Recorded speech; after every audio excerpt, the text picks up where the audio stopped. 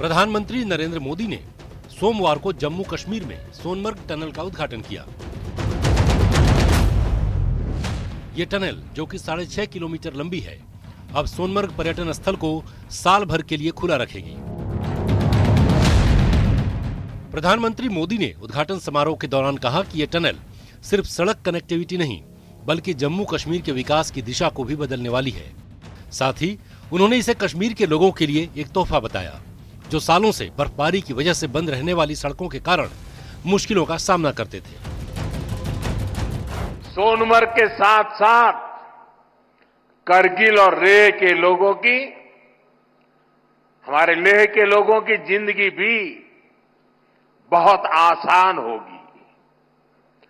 अब बर्फबारी के दौरान एवलांच से या फिर बरसात में होने वाली लैंडस्लाइड के कारण जो रास्ते बंद होने की परेशानी आती थी, वो परेशानी कम होगी। जब रास्ते बंद होते हैं तो यहां से बड़े अस्पताल आना जाना मुश्किल हो जाता था। इससे यहां जरूरी सामान मिलने में भी मुश्किलें होती थी। अब सोनमर्ग टनल बनने से ये दिक्कतें बहुत कम हो जाएगी। समारोह के दौरान जम्मू कश्मीर के मुख्यमंत्री उमर अब्दुल्ला ने प्रधानमंत्री मोदी की सराहना की।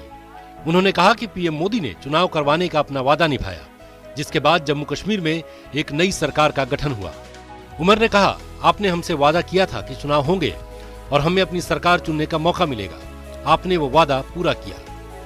उमर ने यह भी कहा कि स्टेटहुड के मुद्दे पर मोदी ने एक और वादा किया था और उन्हें विश्वास है कि ये वादा भी जल्द पूरा होगा।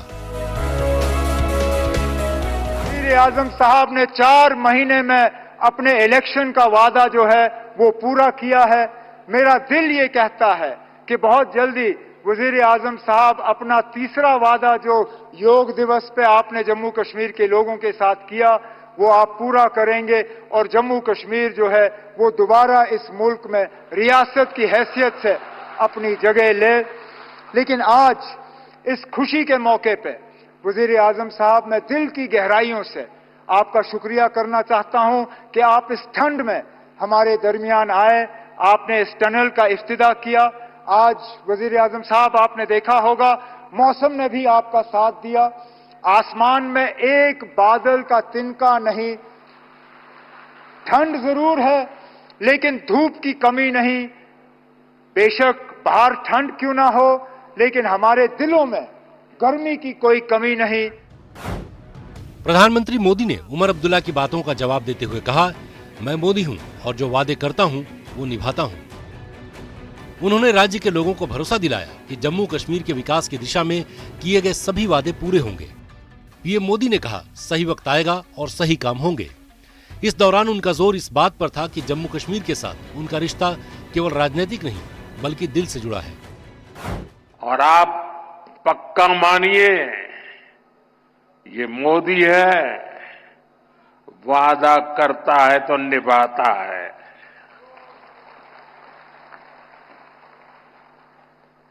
हर काम का एक समय होता है और सही समय पर सही काम भी होने वाले हैं।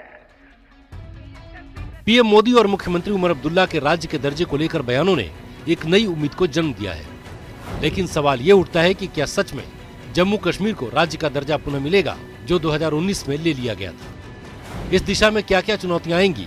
क्या जम्मू और कश्मीर के लोग, जो आज भी इस वादे के पूरा होने का इंतजार कर रहे हैं, उन्हें जल्द ही एक नई उम्मीद मिलेगी? क्या राज्य पुनर्निर्माण की दिशा में पीएम मोदी के वादे सच में जमीन पर उतर पाएंगे?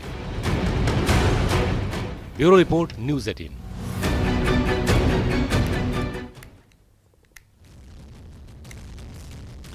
जम्मू कश्मीर के मुख्यमंत्री उमर अब्दुल्ला ने प्रधानमंत्री नरेंद्र मोदी की तारीफ क्या कर दी। इस पर इस सर्द मौसम में जम्मू कश्मीर की राजनीति गर्मा गई। इस मसले पर पीडीपी के एक नेता ने जो बयान दिया वो आपको हम सुनवाएंगे। इन्होंने आज मुख्यमंत्री पर निशाना साधते हुए कहा कि उमर अब्दुल्ला आज भारतीय जनता पार्टी के प्रवक्ता लग रहे थे। ये बयान दिया है पीडीपी के विधायक वाहिद पराने। क्या कहा उन्होंने, आइए सुनते हैं। देखिए, उमर अब्दुल्ला का जो आज का स्टेटमेंट था वो एक साइकोफैंट की तरह न सिर्फ मोदी जी की तारीफें कर रहे थे स्टेज पे, बल्कि 370 के बारे में उन्होंने बिल्कुल खामोशी की और उसके साथ साथ स्टेटहुड का नैरेटिव चलाया, डेवलपमेंट की बात करने की कोशिश की और पूरा जो बीजेपी का एक नैरेटिव है उसको लेकर आज के प्रोग्राम में हमें लगा कि ये बीजेपी के कोई तर्जुमान बात कर रहा है, कोई प्रचारक बात कर रहा है और खासकर 370 को लेकर जो एक बहुत बड़ा मसला जम्मू कश्मीर में पिछले कई सालों से है, जिसपे नेशनल कॉन्फ्रेंस ने 50 सीटें असेंबली इलेक्शन में ली है, उस मुद्दे पर बात ही नहीं की और गोल पोस्ट चेंज करने की कोशिश की, स्टेटहुड की बात करने की कोशिश की और मौसम की बात करने की कोशिश की। कहा मौसम भी मोदी जी के साथ है, तो हमें उसमें कोई ऐतराज नहीं है, लेकिन सबसे पहले जो इम्पोर्टेंट बुनियादी मसला जम्मू कश्मीर में है वो आर्टिकल 370 के बारे में है और हमें उम्मीद थी उमर साहब जम्मू कश्मीर की तर्जुमानी करेंगे, बातचीत करेंगे, लेकिन अनफॉर्चुनेटली उन्होंने 370 के बारे में, स्पेशल स्टेटस के बारे में, 35A के बारे में और खासकर पॉलिटिकल प्रिजनर्स के बारे में या पॉलिटिकल प्रोसेस के बारे में कोई भी बात नहीं की जिससे लोगों को लगे राहत मिलती या कोई उम्मीद की नजर मिलती है। और इसी मसले पर महबूबा मुफ्ती की बेटी इल्तिजा मुफ्ती ने भी इस मुद्दे पर सीएम उमर अब्दुल्ला पर निशाना साधा। इल्तिजा मुफ्ती ने शायराना अंदाज में उमर अब्दुल्ला पर तंज कसते हुए एक्स पर लिखा कि अरे ज़माने पर मौसम सुहाने पर, इस दिल दीवाने पर वीरानी सी थी छाई, आप आए बहार आई। अब इस ट्वीट के अलग अलग मायने निकाले जा रहे हैं और इन्हीं मायनों को समझने की कोशिश अब हम चक्रव्यूह की चर्चा में करेंगे। आज हमारे साथ बहुत ही वरिष्ठ पैनल हमारे साथ जुड़ा है। सबसे पहले आप को मिलवाते हैं तेजिंदर सिंह सोढी, आप परिचित हैं इनसे, सीनियर एडिटर न्यूज़ 18 JKLH। पूर्व कानून मंत्री बशारत बुखारी साहब, हमारे सबसे फेवरेट प्रतिभागी और आवाज़ की दुनिया के बादशाह। जम्मू कश्मीर कांग्रेस के senior vice president Ravinder Sharma, Jammu Kashmir के पूर्व deputy CM doctor Nirmal Singh और बारामूला से NC विधायक जावेद हसन बेग साहब। सबसे पहले सोढी साहब आपके पास ही आते हैं और जानते हैं कि ये जो सर्द मौसम में तोहफा मिला है कश्मीर को, इसके लिए तो बहुत बहुत मुबारक आप सभी जितने भी यहाँ पर पैनलिस्ट के तौर पर बैठे हैं।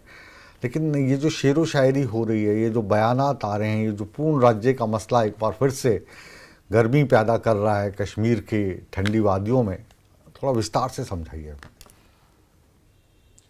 देखिए मुकेश जी, पहले तो जम्मू कश्मीर के लोगों के लिए एक बहुत अच्छी खबर हुई कि ये जो जेडमोर टनल जिसका नाम सोनमर्ग टनल रखा गया, ये खुल गया, क्योंकि ये गगनगीर से सोनमर्ग को 12 महीने जोड़ के रखेगा, चाहे बरसात हो चाहे बर्फ हो। पहले कई बार लैंडस्लाइड आ जाती थी, ये रोड बंद हो जाता था। और ये जो आगे आपके बाकी टनल बन रहे हैं जो कारगिल लद्दाख को एक्सेस राउंड दी ईयर एक्सेस देंगे, उनके लिए एक पहला स्टेप मान लें तो जम्मू कश्मीर के लिए ही नहीं बल्कि कारगिल लद्दाख के लिए भी एक बहुत बड़ी उपलब्धि है और बहुत बड़ी अचीवमेंट है।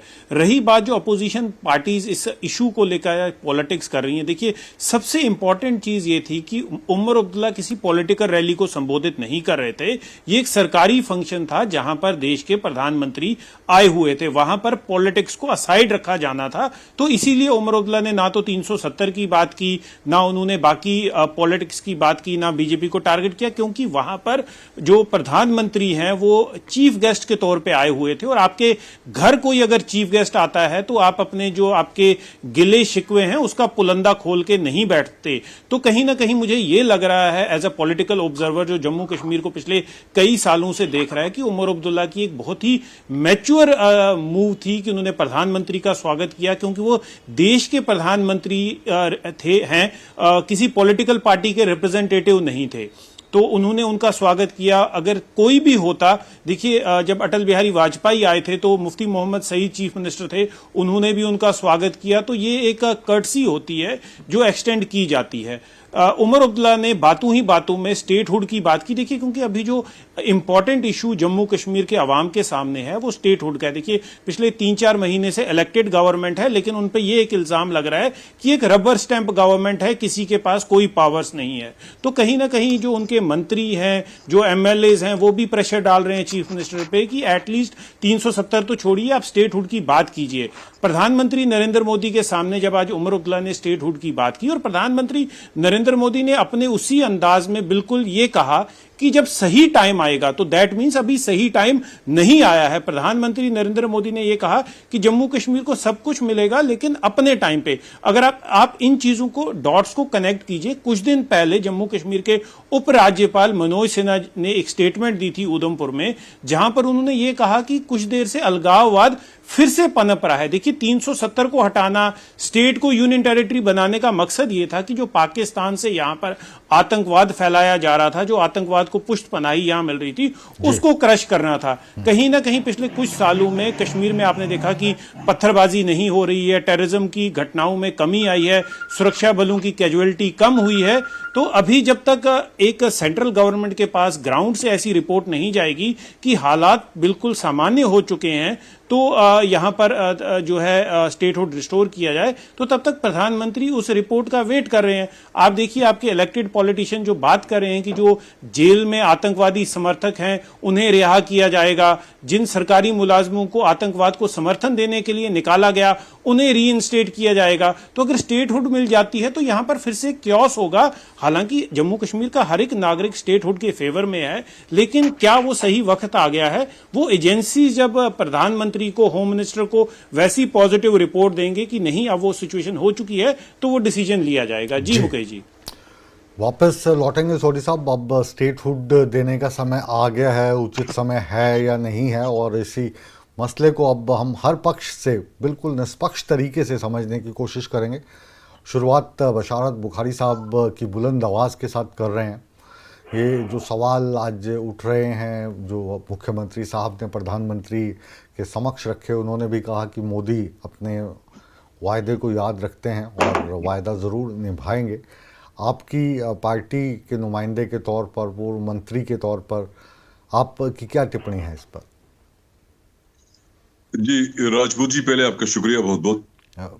जो मेरे छोटे भाई समझ लीजिए सोडी साहब ने जो बात कही, अगर इसको मुकम्मल समझा जाए तो फिर डिबेट का कोई जरूरत ही नहीं है।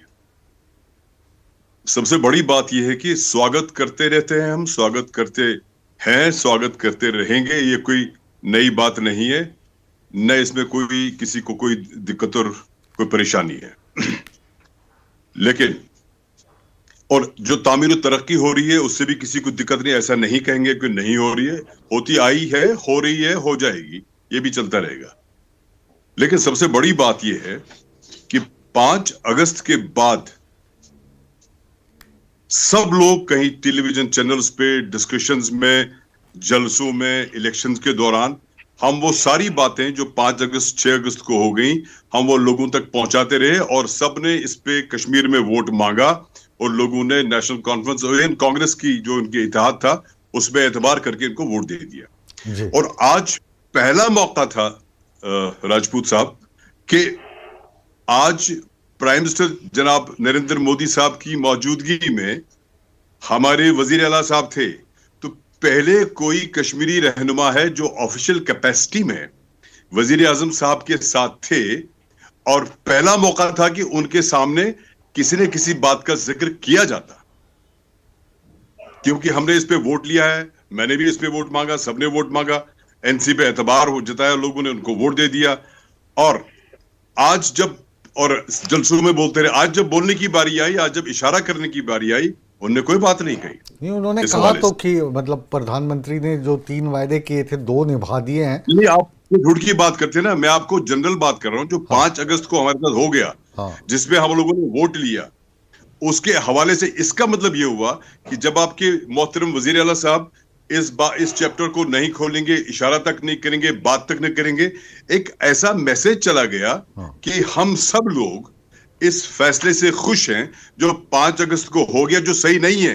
लेकिन चूंकि हमारे वजीर आला साहब जो घर के बड़े हैं, जब उन्होंने इस पे कोई बात नहीं की, ऐसा मैसेज चला गया पूरे मुल्क में कि भाई इसकी तो कोई बुखारी बात ही नहीं साहब, वहां बुखारी पे। साहब, मैं आप बहुत सीनियर हैं हर एक लिहाज से, ब्रॉडकास्टर के तौर पर भी मंत्री आप रहे हैं, बड़े नेता हैं।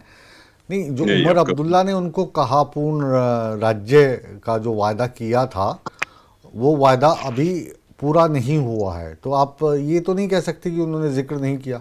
जिक्र तो किया, और उसी की नहीं, वजह आप से राज्य की बात अब उस उन पे तंज भी। जी नहीं, आप स्टेटहुड की बात करते हैं ना, ये प्राइम मिनिस्टर साहब ने और हमारे वजीर दाखिला साहब ने कई बार पार्लियामेंट के ऐवान में कहा है। मैं ये कहता हूं, ये एक छोटा जुज है उसका। जिस बड़ी चीजों पे हमने वोट ले लिया, उसका तो कोई जिक्र। देखिए ना, जब आपका बड़ा हर जलसे में इस बात का जिक्र करे कि 5 अगस्त को हमारे साथ नाइंसाफी हुई, 370 छिन गया, स्पेशल स्टेटस गया, झंडा गया, आईन गया, सब कुछ गया। और जब आपको पहली बार मौका है ऑफिशियली बात करने का, आप खामोश हैं, कोई बात ही नहीं की आपने। जी इसका मतलब सब कुछ ठीक ठाक है, ये गलत बात है। जी, चलिए, कांग्रेस के वाइस प्रेसिडेंट रविंद्र शर्मा भी हमारे साथ जुड़े हैं। शर्मा जी, आपको क्या लगता है कि आज जो बात हुई, मुलाकात हुई, उमर अब्दुल्ला साहब ने जो वहाँ पर बयान दिया, प्रधानमंत्री ने फिर उसका जवाब दिया, आप इसको किस तरीके से देखते हैं? आप क्या देखते हैं, उन्होंने उठाया ये मुद्दा पूर्ण राज्य वाला, या नहीं उठाया, या जिस तरीके से उठाया जाना था उससे चूक गए? देखिए, पहली बात तो यह है कि पूर्ण राज्य के लिए बार बार पार्लियामेंट के अंदर, सुप्रीम कोर्ट के अंदर, और यहाँ पे जैसे उमर साहब ने उनको याद दिलाया थोड़ा सा कि योगा डे पे उन्होंने जरूर कहा और इश्तिहार लगाए जहां इस चुनाव में कि हम जो है वो स्टेटहुड को जल्द बहाल करेंगे। और उनका ऐलान था कि चुनाव पहले, हम तो कहते थे चुनाव से पहले स्टेट दीजिए, क्योंकि आपने सुप्रीम कोर्ट में मान लिया, और उसके बाद बार बार कहा। तो चुनाव से पहले तो उन्होंने नहीं दिया, सरकार के ओथ लेने तक भी नहीं दिया। इसकी वजह से कांग्रेस ने कहा कि भाई आप स्टेटहुड नहीं दे रहे, प्रोटेस्ट हमने उसको ज्वाइन नहीं किया। और उसके बाद कोई बुनियाद नहीं है। हमारा ये हक है, जम्मू कश्मीर लोगों का हक है जो नाजायज तरीके से छीना गया है। हमारी पहचान खत्म की गई है, हमारा ये राइट है, ये कोई हमें बैक करने की बात नहीं है। उन्होंने जरूर याद दिलाया उनको, लेकिन उन्होंने फिर टाल दिया। और जिस तरीके से जवाब दिया, मैं नहीं समझता कि भाई एक चीफ मिनिस्टर ने कोई बात कही है, चलो उन्होंने अपने अंदाज में कही, लेकिन कुछ ऐसी बातें हुई हैं जो आउट ऑफ कंटेक्स्ट थी। और ये कोई खैरात नहीं है। क्या जेड मोड का फाउंडेशन स्टोन जो है वो सीपी जोशी साहब जब यूपीए के मंत्री थे उस वक्त रखा गया, कंसीव किया गया, डीपीआर बनी, इसको सैंक्शन किया गया, और फाउंडेशन स्टोन उसमें राहुल गांधी भी थे, उमर साहब भी थे। और 10 साल लगे, देरी हुई, क्योंकि इसका एक बार टेंडर पे ऑब्जेक्शन दिग्विजय सिंह साहब ने उठाया, कुछ आपत्तियां थी, और उसके बाद रिकॉल हुआ, फिर हुआ, delay was on their part. आज आप जो प्रधानमंत्री का दौरा रहा और वहाँ पे जो जलसा रहा, तो आप ये उम्मीद कर रहे थे कि मुख्यमंत्री जी जो हैं वो पूर्ण राज्य की मांग करेंगे और उसी मंच से वो मांग मानते हुए वो राज्य की घोषणा कर देंगे? अपने मांग करने के बगैर ही उनको कुछ कहना चाहिए था, लेकिन जिस अंदाज में मांग की गई, चलो कोई सेटिस्फाई होंगे कोई नहीं होंगे, लेकिन उसका जवाब माकूल और सेटिस्फैक्टरी नहीं आया, और वो खैरात नहीं दे रहे। इसलिए हमको उसके लिए लड़ना पड़ेगा। डेमोक्रेटिक तरीके रास्ते खुले हैं, क्योंकि ये बहुत दुर्भाग्य की बात है कि वो जम्मू कश्मीर की जन भावना को भारतीय जनता पार्टी इग्नोर कर रही है। जम्मू में वोट मांगती है, इश्तिहार दे करके प्रधानमंत्री कहते हैं, गृह मंत्री कहते हैं, पार्लियामेंट की कोई सैंक्टिटी नहीं रही। सुप्रीम कोर्ट में कहा बहुत जल्द देने वाले, और अप्रोप्रिएट टाइम जो आज भी उन्होंने कहा हर का समय होता है शाराना तरीके से, वो क्या समय है? आप सिक्योरिटी यहाँ पे हालात जो हैं वो पिछली सरकारों ने डील किए, आतंकवाद की कमर तोड़ी। आपके तो यूटी के दौरान आतंकवाद जम्मू सूबे में बहुत बड़े पैमाने पर बढ़ा, रिवाइव हुआ। कश्मीर के अंदर भी टारगेटेड किलिंग्स होती है, सिर्फ लाल चौक कश्मीर नहीं है, सिक्योरिटी के घेरे में पहले भी कुछ होता रहा, लेकिन हालात कुछ बेहतर भी हुए, तो आप स्टेट क्यों नहीं दे रहे? इसलिए बड़ा मुद्दा तो ये है। वापस आपके पास से लौटूंगा। अब रुक करते हैं पूर्व deputy CM doctor Nirmal Singh ji का। आज का दौरा, आज के बयान, आज के तंज, आज की बातें आप किस तरीके से देखते हो? आज जो हुआ क्या हुआ और क्या उम्मीद आप कर रहे थे? मुकेश जी, एक तो आपका बहुत बहुत आभार, धन्यवाद। आपका आभार जो आप हमारे साथ है और जी एक अच्छी चर्चा हो रही है। देखिए, आज का जो कार्यक्रम था ये सरकारी कार्यक्रम था, और इस सरकारी कार्यक्रम में प्रधानमंत्री जी मुख्य अतिथि थे। और जो मुद्दा था जम्मू कश्मीर में शांति, डेवलपमेंट और कनेक्टिविटी का मुद्दा था, जो कि जम्मू कश्मीर जैसे प्रदेश को सबसे जरूरी है, जो पिछले 76 साल में हम पिछड़े रहे। फाउंडेशन स्टोन्स बहुत हुए लेकिन काम नहीं हुए, सिर्फ लोगों को जो है बताने के लिए। अभी जैसे जो रेल जाने का है, जल्दी ही उसका उद्घाटन होगा, और जो ट्रायल हो गया है ये भी बहुत पुराना 30-40 साल से फाउंडेशन रखा गया था लेकिन नहीं हुआ। ये सच्चाई है कि पिछले 2014 के बाद ये लगातार जिस प्रकार से प्रधानमंत्री जी ने भी एक एक डेवलपमेंट की बात को दोहराया है, और देखो जम्मू कश्मीर में जिस प्रकार से जो है आम गांव को जोड़ने वाली सड़कों से लेके और बड़े बड़े नेशनल हाईवेज और रेलवे का जो बात है उसका उन्होंने जिक्र किया है, तो एक नया दौर है, नया जम्मू कश्मीर बन रहा है। और आज के कार्यक्रम में मुझे बहुत अच्छा लगा कि जिस प्रकार से चाहे प्रधानमंत्री जी की जो भाषण था, जो उन्होंने बात रखी, और मुख्यमंत्री जी उनका जिस प्रकार से रहा, जिसके जो है कष्ट कुछ लोगों को हो रहा है, क्योंकि वो चाहते हैं फिर से पुराना ही एजेंडा लागू किया जाए जो हमने असेंबली में देखा, उसी प्रकार उसको इंस्टिगेट करने की जो बात हो रही है। तो जो है एक जो कोऑपरेटिव फेडरलिज्म की जो बात है, जब तक हमने चुनाव नहीं लड़ा था, अपने मैदान में हम थे, एक दूसरे के ऊपर कटाक्ष करते थे, क्रिटिसाइज करते थे, मुद्दे उभारते थे। अभी वो 5 साल के लिए वो चीजें जो है पीछे हट गई। हाँ, आपका हक है लोकतंत्र में अपनी बात जरूर रखें, चाहे 5 अगस्त के बाद की जो बात की जो अच्छा, आप मुझे ये बताइए कि जो मुख्यमंत्री मांग कर रहे हैं, अगर आपकी पार्टी सत्ता में आ जाती तो क्या आप भी वही मांग करते कि कश्मीर को पूर्ण राज्य का दर्जा मिलना चाहिए, या फिर जो केंद्र सरकार कहती है उस पर मान जाते? फिर मैं आपको उस पर भी आऊंगा। देखिए, जम्मू कश्मीर को कोऑपरेटिव फेडरलिज्म की जरूरत है, जो असेंबली ने गड़बड़ की कि पहले असेंबली में जो पूरा सेशन बर्बाद कर दिया गया, किस मुद्दे पर पे हमें स्पेशल स्टेटस दिया जाए, 370 को बहाल किया जाए, और पाकिस्तान टारगेट के लिए उसको नहीं किया। मुझे लगता है कि सरकार ने उससे सबक लिया है और एक नए प्रकार के जम्मू कश्मीर में एक जो है एक माहौल क्रिएट करने की जो कोशिश हुई, मैं इसका स्वागत करता हूं। जहां तक स्टेटहुड की बात है, जम्मू कश्मीर का बच्चा और केंद्र भी चाहता है कि जो है स्टेटहुड मिले, लेकिन उपयुक्त समय पर मिलेगी।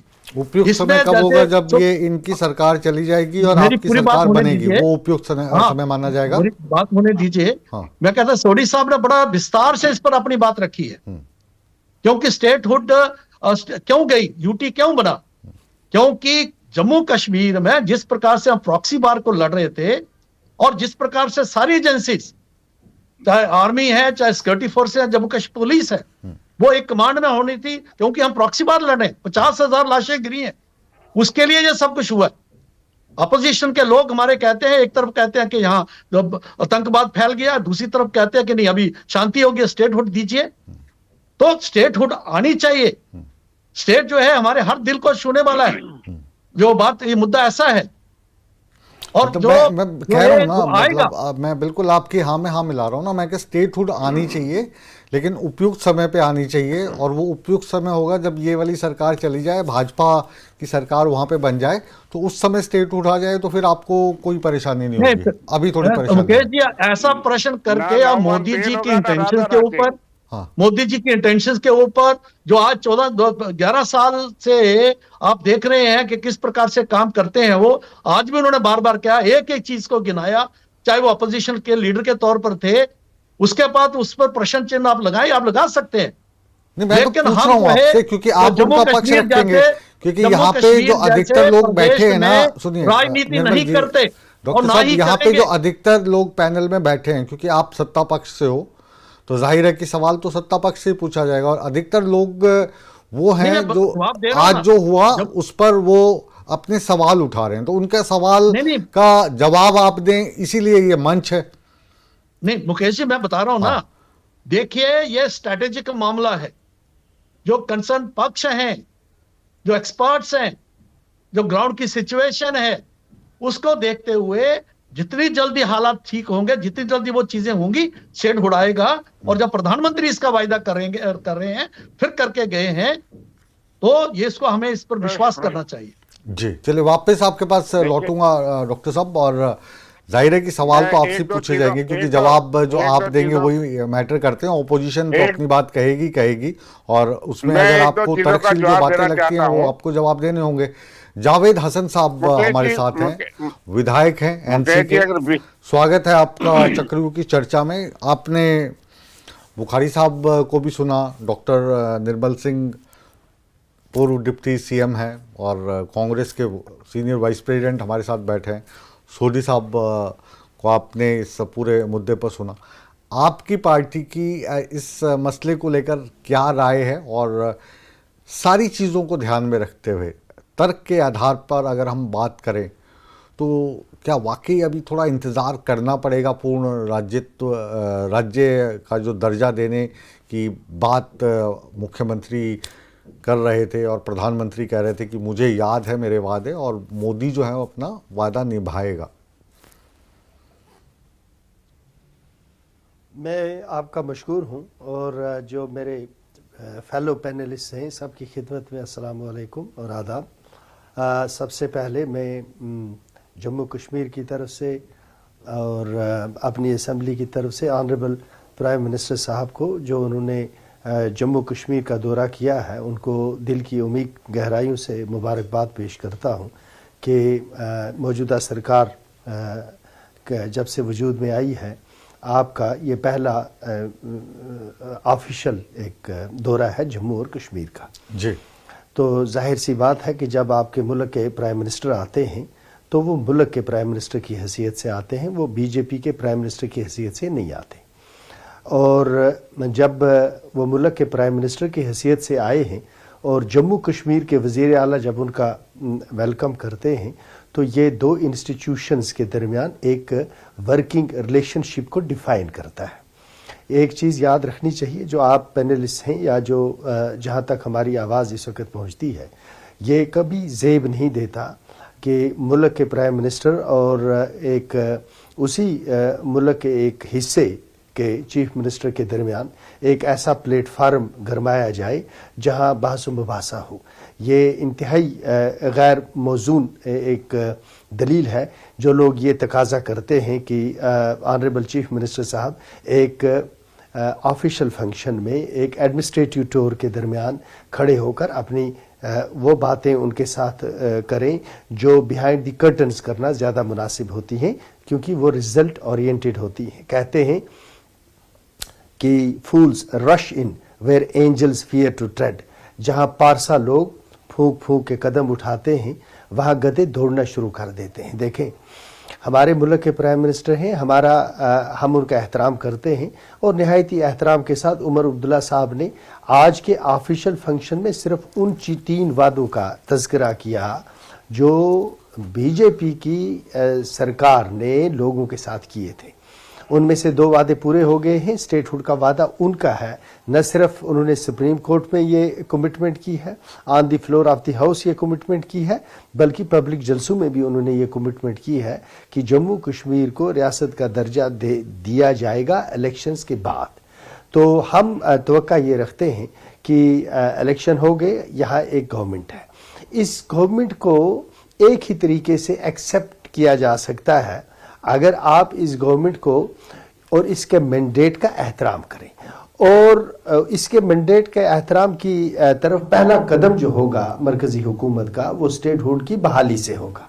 जहां तक हमारी जम्मू कश्मीर में जहां तक नेशनल कॉन्फ्रेंस का ताल्लुक है, नेशनल कॉन्फ्रेंस ने असेंबली के अंदर on the floor of the house एक रेजोल्यूशन लाया और वो रेजोल्यूशन पास किया, और उस सियासी रेजोल्यूशन के लिए और उस आईनी रेजोल्यूशन के लिए जो एक इखलाकी तौर और आईनी तौर जो प्लेटफार्म हमें मैसर था वो असेंबली का प्लेटफार्म था। वहां से हमने एक अपनी जिम्मेदारी के तईन अपना पहला कदम उठाया है। उस सिलसिले में एक कदम आगे चलना है और जो हमारा खोया हुआ मुकाम है और विकार है उसको हासिल करना है। मैं कांग्रेस के जो यहाँ ये पैनलिस्ट है, मैं उनको देख नहीं पा रहा हूँ, वो बिल्कुल दुरुस्त फरमा रहे थे। मैं उन्हीं की बात में एक चीज़ का इजाफा करूँगा। देखें, जो जम्मू और कश्मीर में इस वक्त डेवलपमेंट होती है, डेवलपमेंट के साथ एक बहुत ही एक और चीज़ को आप जोड़ें, और वो होता है कि आप जब किसी अपनी मुल्क के किसी खिते में तरक्की के प्रोजेक्ट्स करते हैं तो आपके जहन में एक ये नक्शा होना चाहिए कि इसकी वजह से लोगों के चेहरों और लोगों के दिलों में खुशी और उनके चेहरों पर मुस्कुराहट आनी चाहिए। जहां तक जम्मू और कश्मीर का ताल्लुक है, अगर ऑनरेबल प्राइम मिनिस्टर साहब ये चाहते हैं कि जो उनके इनिशिएटिव्स हैं ये इकोनॉमिक महाज पर या इंफ्रास्ट्रक्चर उसकी डेवलपमेंट के हवाले से, तो वो जम्मू कश्मीर के लोगों के तई खैर सगाली का एक पैगाम स्टेटहुड की बहाली से दे सकते हैं। उससे न सिर्फ जम्मू कश्मीर के लोगों के चेहरों पर मुस्कुराहट आ जाएगी, बल्कि जम्मू कश्मीर के लोगों के दिलों में भी उनके लिए एहतराम का जो जज्बा है उसमें इजाफा होगा। तो जो मौजूदा हमारी सरकार है, सरकार और अपोजिशन में बड़ा फर्क होता है। अपोजिशन का, जहां तक अपोजिशन का मामला होता है, अपोजिशन हमारे यहाँ एक रवायत ये रही है कि अपोजिशन हमेशा for the sake of opposition करती है, और हमने ये माजी में भी देखा है, और उसका हमेशा नुकसान उठाना पड़ता है। उमर अब्दुल्ला साहब जानते हैं, उनकी सरकार को भी इस बात का बखूबी एहसास है कि हम एक इंतहाई दुश्वार रास्ते से गुजर रहे हैं, और इस सफर को उसी सूरत में कामयाबी के साथ मुकम्मल किया जा सकता है जब आप एक निहाई तदब्बुर के साथ, शाइस्तगी और शुस्तगी के साथ, दयानतदारी के साथ अपने मामलात को, उन मामलात को जो आपने जिस प्लेटफार्म पर उठाने हैं उस प्लेटफार्म पर उठाएं, तो वही मुनासिब होगा और उसी सूरत में आपको कामयाबी मिल सकती है। तो इस सिलसिले में वापस आपके पास इसी बात पे कंक्लूड वापस आपके पास लौटूंगा। एक बार फिर से रुक कर रहे हैं हमारे JKLH के सीनियर एडिटर सोडी साहब के पास। सोडी साहब, जैसे हमने तमाम जो पक्ष हैं उनको सुना, और जाहिर है कि जो विपक्ष है बीजेपी के लिहाज से, जिनकी वहाँ पे सत्ता है, वो चाहते हैं कि जल्दी से जल्दी पूर्ण राज्यत्व का जो दर्जा है वो उनको मिल जाए, ताकि अधिक से अधिक शक्तियाँ राज्य सरकार के पास हो। अभी ये जो अधिकतर शक्तियाँ हैं LG के पास हैं, और इनके चलते उनको लगता है कि जो काम वो करना चाहते हैं या जिस अंदाज में करना चाहते हैं वो कर पाएँ, वो अभी नहीं हो पा रहा है। वहीं पर अगर आप केंद्र के हिसाब से या भारतीय जनता पार्टी के हिसाब से या NDA के हिसाब से जब आप सोचते हैं, तो फिर आप कहते हैं कि अभी वो समय आया नहीं है। अभी जम्मू कश्मीर के जो हालात हैं वो ऐसे नहीं है कि पूर्ण राजत्व दे दिया जाए, और इसको दिया जाएगा लेकिन इसमें समय लगेगा। तो कैसे समझें इस मसले को? देखिए मुकेश जी, अगर मैं बीजेपी के जो यहाँ पर इलेक्टेड रिप्रेजेंटेटिव्स हैं, अगर उनके दिल की बात भी आपसे कहूँ, जो ऑफ द रिकॉर्ड या बिहाइंड द कैमरा वो हमसे बात करते हैं, वो भी यही चाहते हैं कि स्टेटहुड जो है वो रिस्टोर हो जाए, क्योंकि कई ऐसे उनके पास पावर्स आ जाएंगी एक इलेक्टेड रिप्रेजेंटेटिव के पास कि वो लोगों के काम कर पाएंगे। अभी भी कई जगह पर कॉन्स्टिट्यूएंसी डेवलपमेंट फंड जो है वो उन्हें अभी तक दिया नहीं गया है।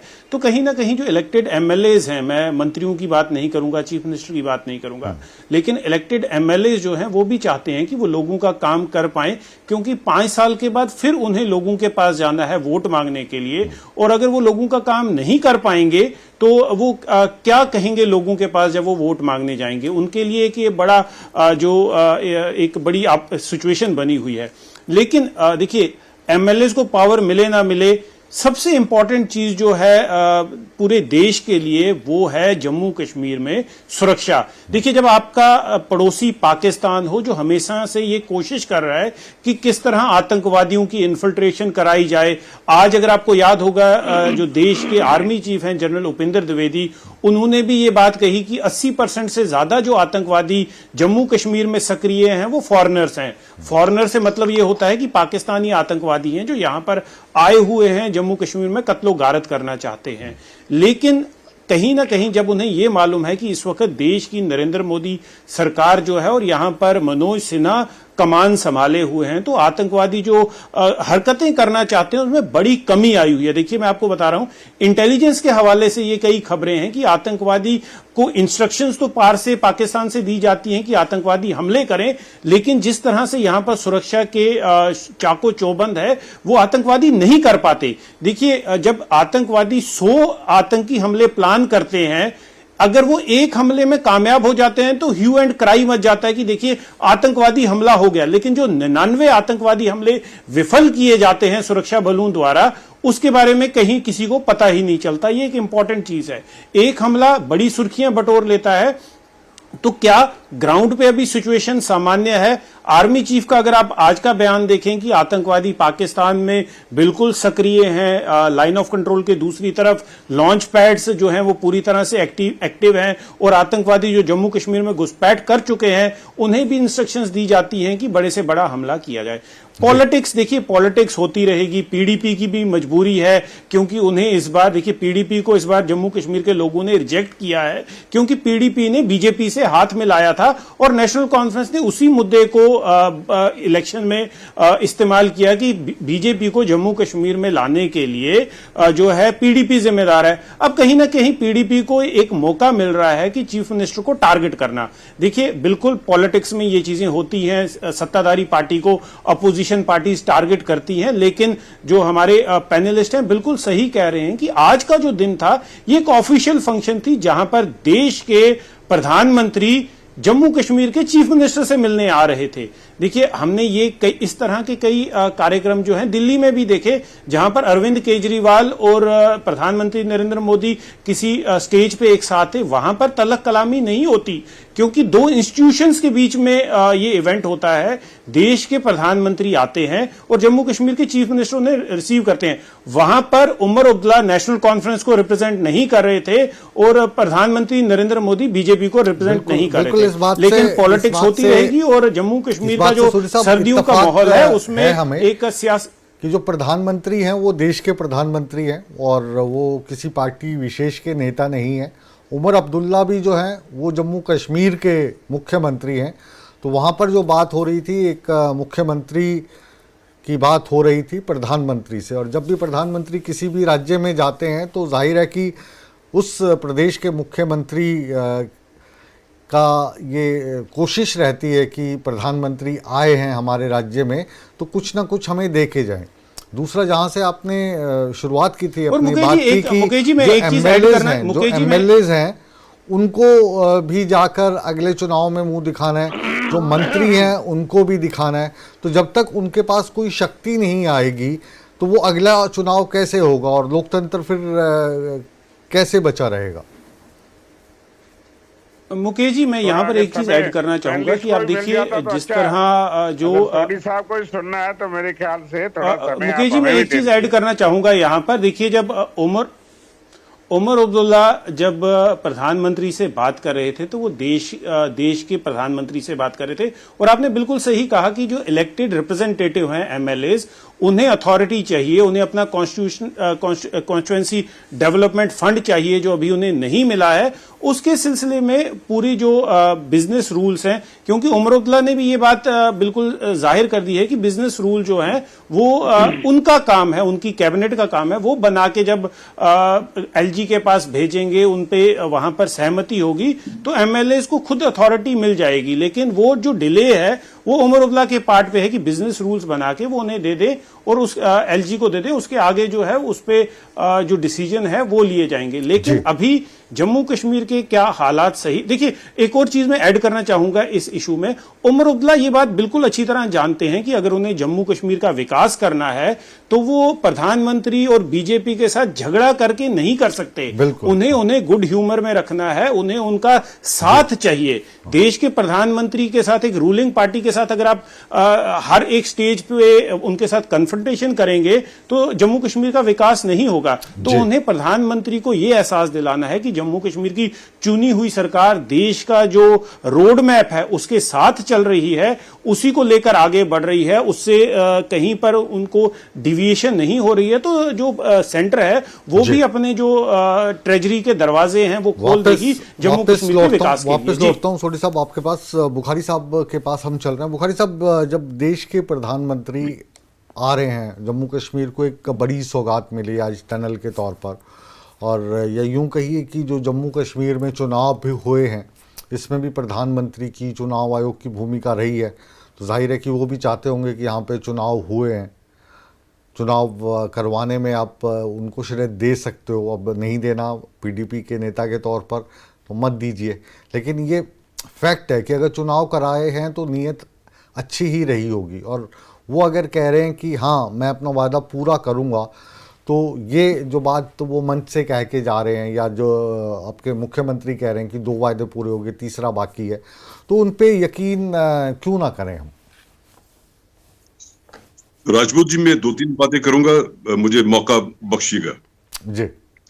एक मैं सोढ़ी साहब से कहना चाहूंगा, सोढ़ी साहब इसमें कोई शक नहीं है, पीडीपी और हम सब हार गए, मैं भी हार गया हूं। हमने इस डिफीट को एक्सेप्ट किया है और हमने लोगों के जो मैंडेट उन्होंने दिया हमने उसका एहतराम किया है। और उसी एहतराम के नाते जो सरकार बनी, जिस पर लोगों ने एतबार कर लिया, उनको अब लोगों के जज्बात और एहसासात का एहतराम करना है। ये बड़ा इंपॉर्टेंट है। नंबर 2 कि अजीब सा डिस्कोर्स हो गया है कि सरकारी फंक्शन, सरकारी फंक्शन, सरकारी फंक्शन। तो बताइए कब वजीर आजम साहब यहां आ रहे हैं किसी की शादी ब्याह में तो हम बात कर लें। जब भी कोई वजीर आजम साहब आते हैं वो तो सरकारी फंक्शन में आते हैं ना, वजीर आजम है ना हर हाल में। तो ये हमारे निर्मल सिंह साहब यहां तशरीफ रखे हुए हैं, तो जो 5 अगस्त को हमसे छिन गया वो इसलिए छिन गया ना कि इनकी सरकार बनी। तो सरकार ने ही छीना ना, तो सरकार से नहीं कहना है तो फिर किससे कहना है भाई? अगर यहाँ के वजीर आजम से नहीं बात करनी है तो क्या पड़ोस वाले मुल्क से बात करनी है? या अजीब सा है डिस्कोर्स है ये, सरकार है, सरकार है, सरकार है। तो बात कब करनी है तो बताइए ना। अगर सरकारी फंक्शन में बात नहीं करनी है और कोई प्लेटफॉर्म दे दीजिए हमें। या ये कोई अलग वाला बात नहीं है कि ये गैर सरकारी है, सरकारी है। वजीर आजम is for all practical purpose हमारे वजीर आजम। बुखारी साहब, जब भी ये पॉइंट मैंने कह दिया था, चलिए आपने इसको फिर से रिपीट कर दिया कि मुख्यमंत्री की प्रधानमंत्री से उम्मीद तो रहेगी चाहे किसी भी राज्य का होगा। राजपूत जी, एक मिनट प्लीज एक मिनट मुझे बोलने। एक और बात सोढ़ी साहब ने कही, इन्होंने मुफ्ती साहब के टाइम में शायद वाजपेयी जी की बात कही, तो मुझे लगता है कि फिर मुफ्ती साहब और वाजपेयी जी दोनों ने गलत कर दिया। मैंने उस जलसे की रनिंग कमेंट्री की for radio, I was in radio then. मुझे याद है जब मुफ्ती साहब ने तकरीर की, अगर मुफ्ती साहब ने उस वक्त सोचा होता प्राइम मिनिस्टर साहब आए हैं, सरकारी फंक्शन है, फिर वो तो बोलते ही नहीं। उन्होंने इतनी जोरदार तरीके से लोगों के एहसासात और जज्बात की वकालत की, आप यकीन नहीं करेंगे राजपूत जी। मुफ्ती वाजपेयी जी ने ऐसी जबरदस्त जोरदार तकरीर की, और तकरीर के दौरान उन्होंने पाकिस्तान के साथ हाथ मिलाना ऑफर किया। अभी जलसा चल ही रहा था, अभी हम वहीं थे, इधर से जनरल मुशर्रफ साहब का एक्सेप्टेंस आ गया, उन्होंने कहा हम तैयार हैं। तो अगर मुफ्ती साहब भी सोचते सरकारी फंक्शन है, वाजपेयी जी भी सोचते सरकारी फंक्शन है, फिर कब बात करनी थी? कमाल है यार, आपने इन फंक्शंस को भी अलग अलग कर दिया। जब आप प्राइम मिनिस्टर साहब से बात नहीं कर सकते एक फंक्शन में, आप लोगों के एहसासात और जज्बात की तर्जुमानी नहीं कर सकते, तो क्यों बैठे भाई वहां पे?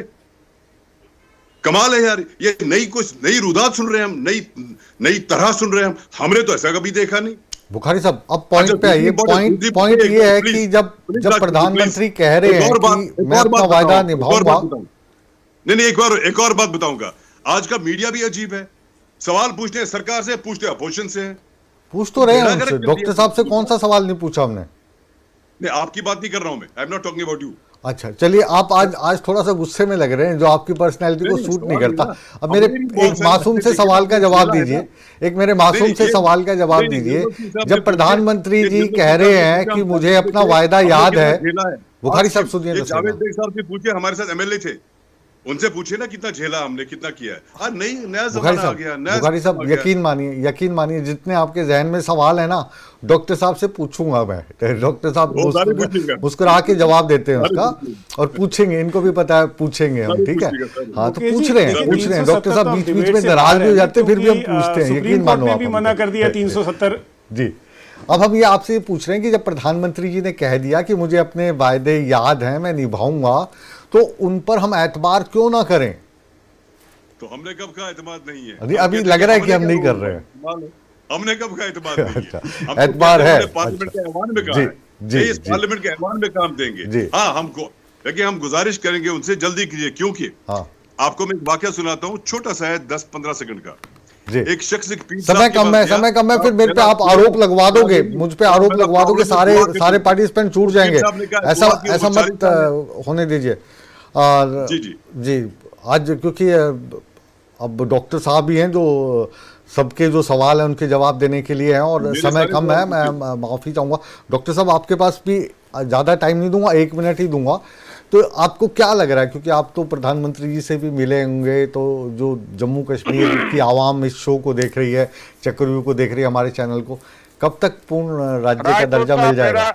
मेरा स्ट्रांग प्रोटेस्ट है। बिल्कुल मैं मिलेगा। आऊंगा आपके पास, मैं आऊंगा शर्मा जी, आपको नाराज करेंगे नहीं। आधे से नहीं, मैं चला जाऊंगा, हाँ। क्योंकि आधे से ज्यादा समय सोढी साहब ने ले लिया।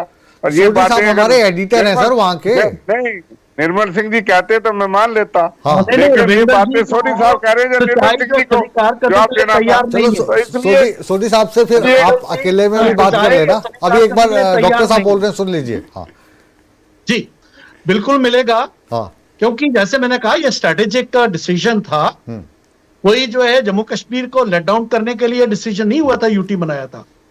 यह देश की सुरक्षा, जम्मू कश्मीर की सुरक्षा, यहाँ की लोगों की सुरक्षा के लिए मद्देनजर यह डिसीजन लेना पड़ा था। और डेफिनेटली जो है जब भी वो, जैसे प्रधानमंत्री जी ने कहा, उन्हीं शब्दों में कहा, उपयुक्त समय आएगा वो वापस आएगा। और डेफिनेटली हम भी चाहते हैं, हमारे लोग भी चाहते हैं कि डेफिनेटली पावर कौन नहीं चाहता, कौन नहीं चाहता कि मैं खुले तौर पर काम करूं। हाँ, आपके भी तो इतने सारे एमएलए बिना पावर के घूम रहे हैं अभी, तो वो सोढी साहब कह रहे थे कि उनको भी पावर मिले। हाँ बिल्कुल, लेकिन सुरक्षा सबसे ऊपर है जी। मैं जिंदा रहूंगा, सुरक्षित रहूंगा, देश जो है, फिर सारी बातें आगे होती हैं, पावर की बातें होती हैं जी। इनको समझना चाहिए। डॉक्टर साहब रोक रहा हूँ, माफी के साथ रोक रहा हूँ, क्योंकि एक तो आज बुखारी साहब थोड़े से गुस्से में थे, तो ज्यादा टाइम ले लिया। करते नहीं ऐसे गुस्सा। शर्मा जी आप कहिए, आप गुस्सा मत होइए, सारे गुस्से हो जाएंगे तो फिर कैसे हम जिएंगे?